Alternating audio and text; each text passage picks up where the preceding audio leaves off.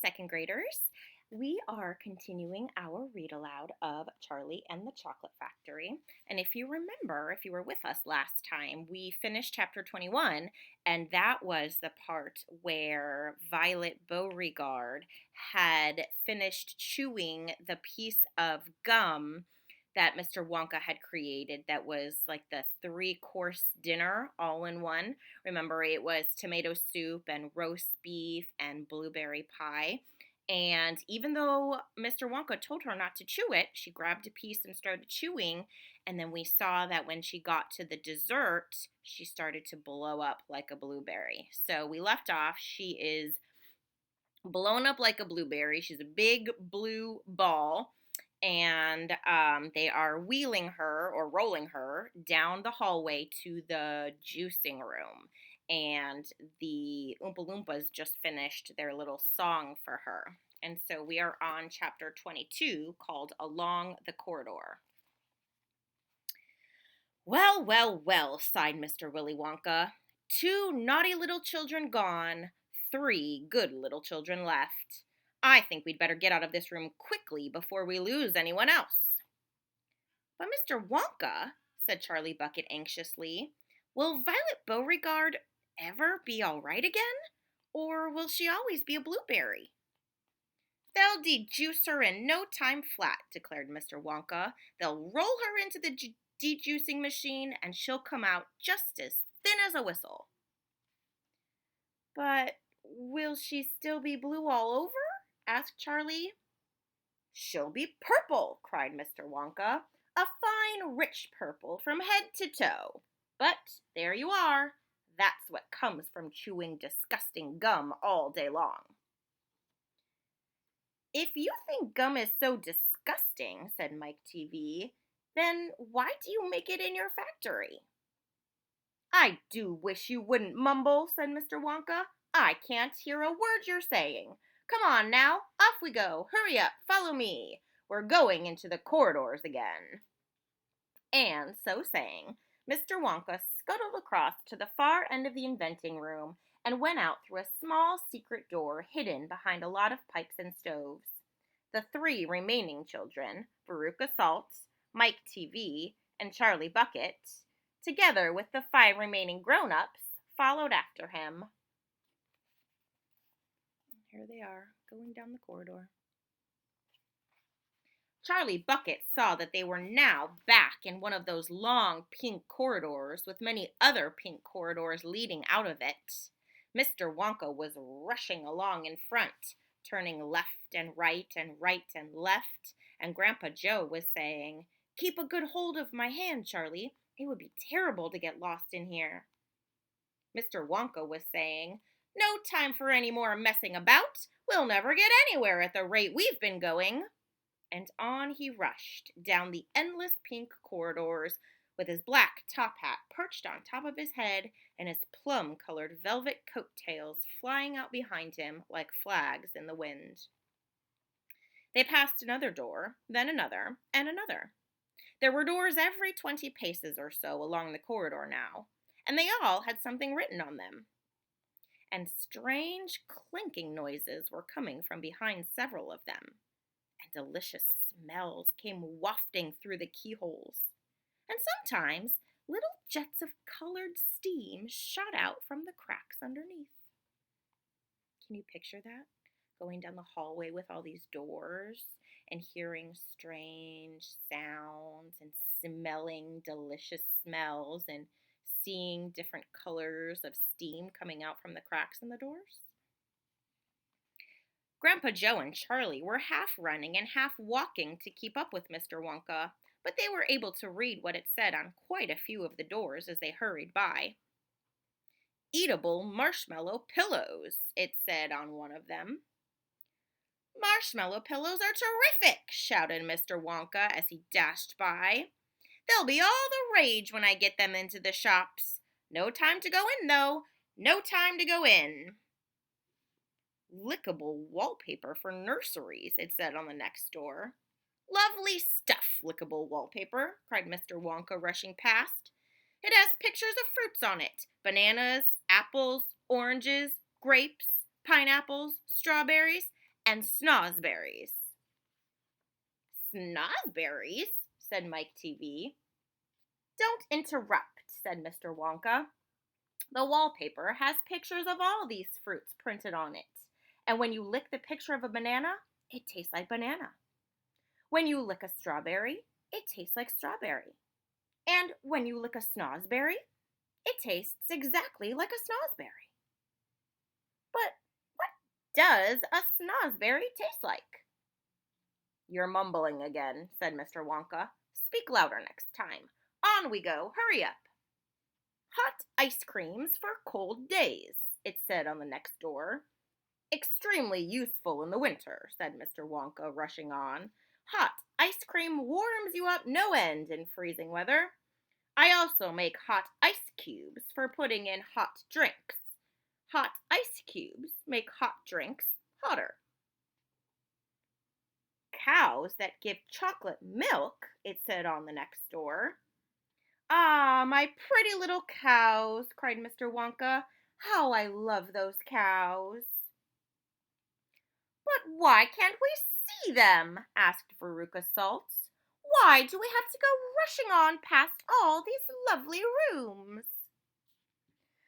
We shall stop in time, cried out Mr. Wonka. Don't be so madly impatient. Fizzy lifting drinks, it said on the next door. Oh, those are fabulous, cried Mr. Wonka.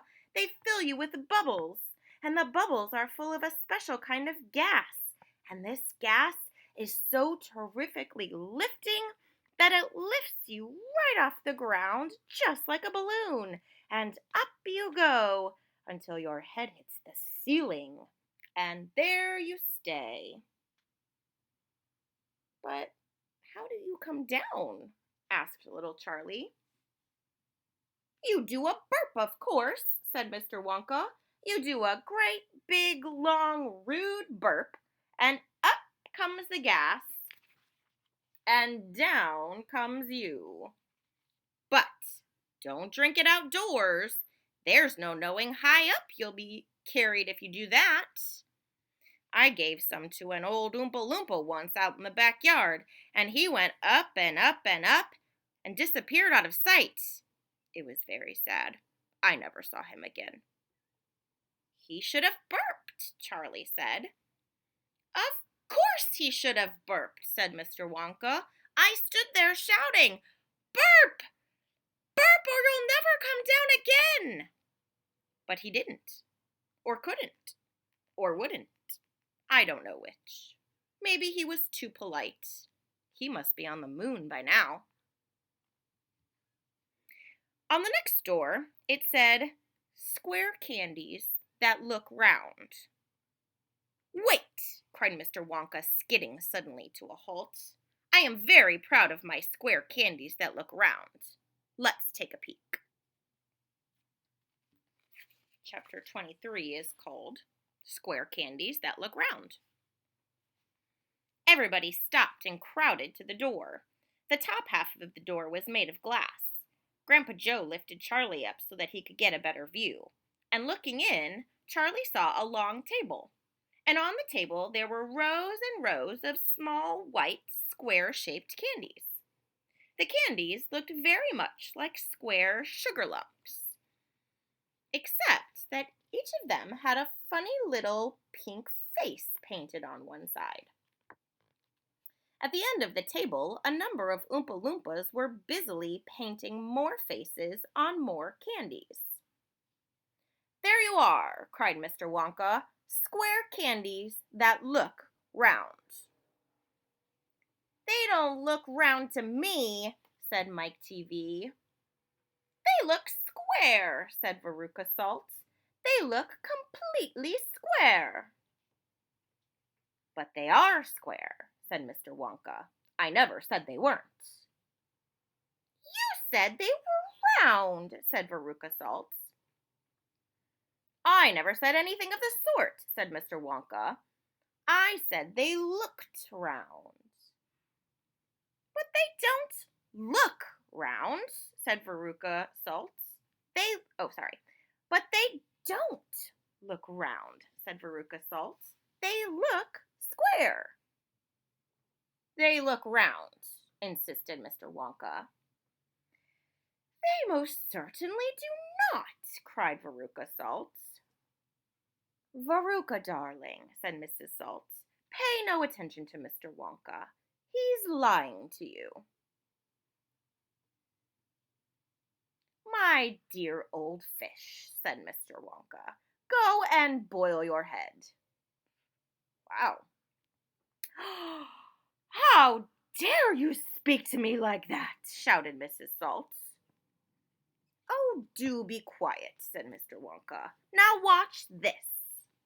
He took a key from his pocket and unlocked the door and flung it open. And suddenly, at the sound of the door opening, all the rows and rows of little square candies looked quickly around to see who was coming in. The tiny faces actually turned toward the door and stared at Mr. Wonka. That's kind of cool. All the candies turned and stared. Oh. There you are, he cried triumphantly. There, looking round. There's no argument about it. They are square candies that look round. And here's the picture of what he's talking about. What do you think? Do they look round? By golly, he's right, said Grandpa Joe. Come on, said Mr. Wonka, starting off down the corridor again. On we go. We mustn't dawdle. Butterscotch and butter gin, it said on the next door. On the next door they passed. Now that sounds a bit more interesting, said Mr. Salt, Veruca's father. Glorious stuff, said Mr. Wonka. The Oompa Loompas all adore it. Listen, you can hear them in there now, whooping it up. Shrieks of laughter and snatches of singing could be heard coming through the closed door. They're all drinking butterscotch and soda. They like that best of all.